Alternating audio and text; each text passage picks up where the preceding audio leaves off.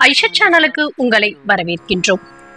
9/6/2025 திங்கட்கிழமை வைகாசி விசாகமானது கொண்டாடப்படுகின்றது. இந்த நாள்ல நாம் மறக்காமல் 2 பொருட்களை தானம் செய்ய வேண்டும். இந்த 2 பொருட்களை தானம் செய்தால் என்னென்ன பலன்கள் கிடைக்கும் என்பதை பற்றி தெரிஞ்சுக்கலாம். ஐஷா சேனலை சப்ஸ்கிரைப் பண்ணிக்கோங்க. பக்கத்துல இருக்கிற பெல் ஐகானையும் பிரஸ் பண்ணிக்கோங்க.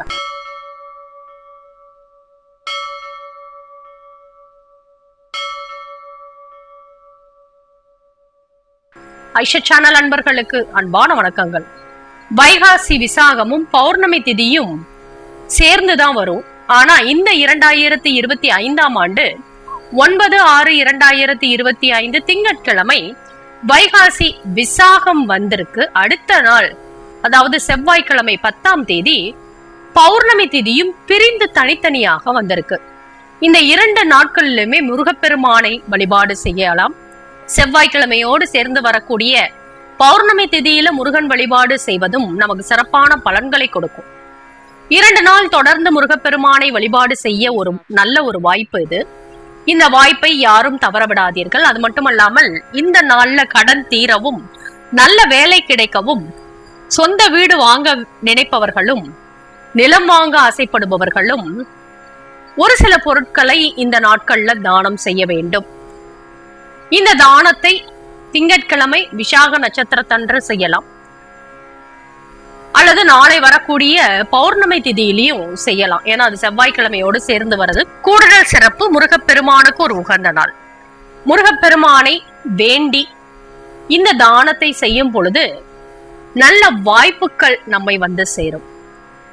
எவ்வளவு பெரிய கடனிலிருந்தும் சுலபமாக வெளிவரக்கூடிய வாய்ப்பை முருகப்பெருமான் இந்த தானம் செய்வதன் மூலம் நிச்சயமாக நமக்கு கொடுப்பார்.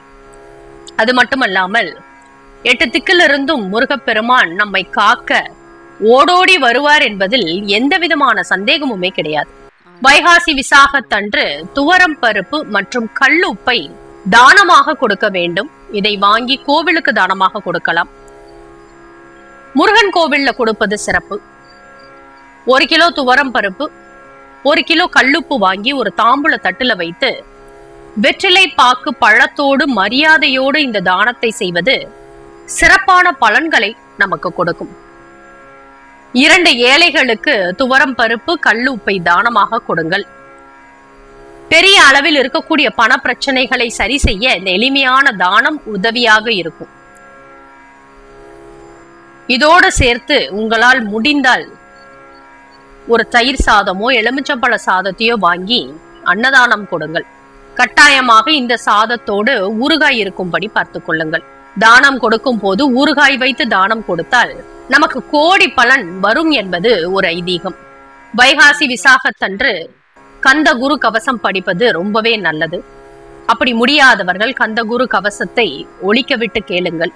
இந்த கந்தகுரு கவசத்தை தினம்தோறும் வீட்டை விட்டு கிளம்புவதற்கு முன்பாக முருகப்பெருமானை வேண்டி இதை நாம் கேட்டோமே என்றால் அல்லது படித்தோமே என்றால் வெளியே செல்லக்கூடிய காரியம் நிச்சயமாக நமக்கு சாதகமாக அமையும்.